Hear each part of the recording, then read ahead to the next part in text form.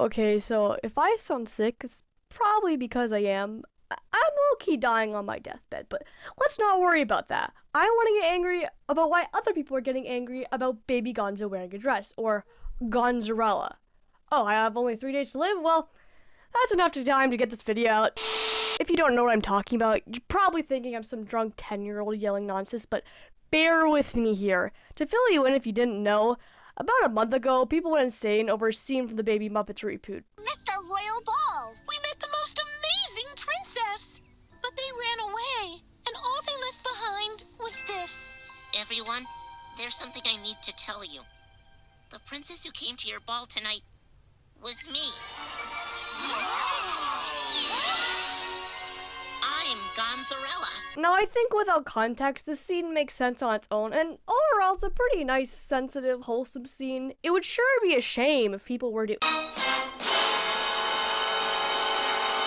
Yeah, people did not take well to this. There were responses like, I can't believe I'm tweeting this, but they are pushing the trans agenda on children via Muppet Babies. This is sick and perverted. Everyone should be disturbed by predatory cartoons meant to usher kids into gender dysphoria. Bring back manly men. Dude, it's a freaking dress. This one's so far to the point it went to a news broadcast channel called Candace? Candace? Who the fuck is Candace?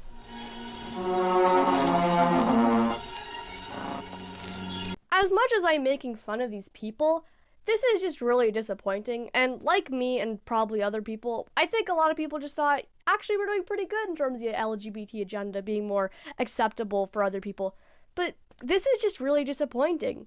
And unlike all the other adults that thought, oh no, it's predatory and trying to force our kids to become trans. Well, I know what I did. I smiled. Yes, at 3 a.m. in the morning on my crusty couch, I smiled. This clip honestly made me happy. Why? Because it did a thing that a lot of other shows won't do, and I'm including all types. Kids animation, adult animation, live action, anime, and almost honestly all forms of media in general. It allowed a cis guy to be traditionally feminine, and it was respectful. TV shows rarely do that. The only time this usually happens is where they're gay or trans and the whole scene is making fun of them. Honestly, the only example I can think that kind of breaks this rule would probably be JoJo's Bizarre Adventure, which kind of just brings me to a big dilemma I find in society.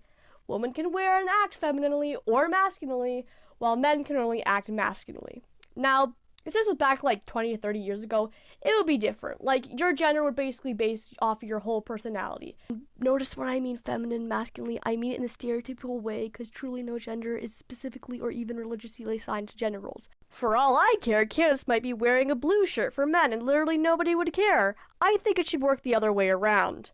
Finally, someone with common sense! Okay, so that's why I like this scene, but why do other people hate it? Well, for starters, Gonzo is a guy being in a dress, which I already talked about, but what about the other reason? Psych! That's the wrong number! The real heat of the situation has mostly parents treating this scene as Gonzo being trans, i.e. forcing trans representation down their throat so they could slowly turn into imps to worship Satan in his evil LGBT army. But is Gonzo really trans?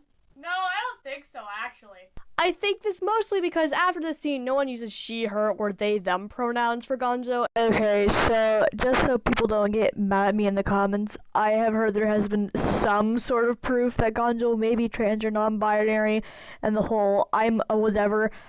That's not what my video is about though, so yeah. And this scene reads a lot more, Gonzo likes dresses and was afraid others wouldn't accept him. Is this an LGBTQ allegory though? Yes.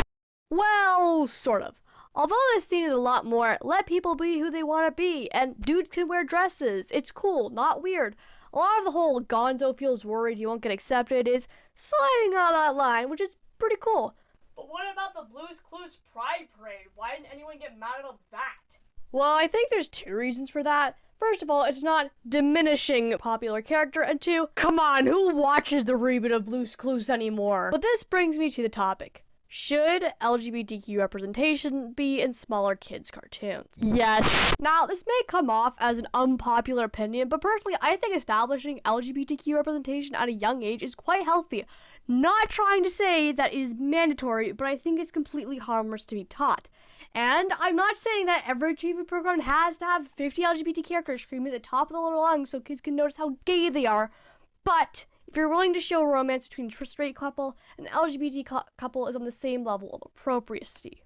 And no giga-religious parents waving their crosses at the TV because how dare Mr. Ratburn have a husband. Showing LGBTQ representation will not turn your child queer, and it will simply just make them go, hey, this exists, and it's healthy. Time to pick my nose while I play with my $2 Power Ranger action figure. It ain't monkey see, monkey do. It's monkey see, monkey is aware of existence. Like, these examples aren't brought up as saying, gay is a superpower. It's just a thing that people will have, and you might too. And that's completely fine. And it will help so many kids, queer or not.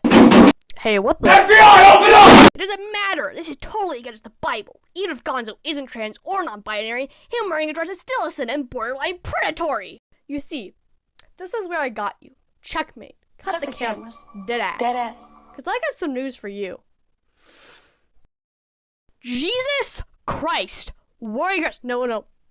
Most of the prophets wore a dress. You freaking dumbass.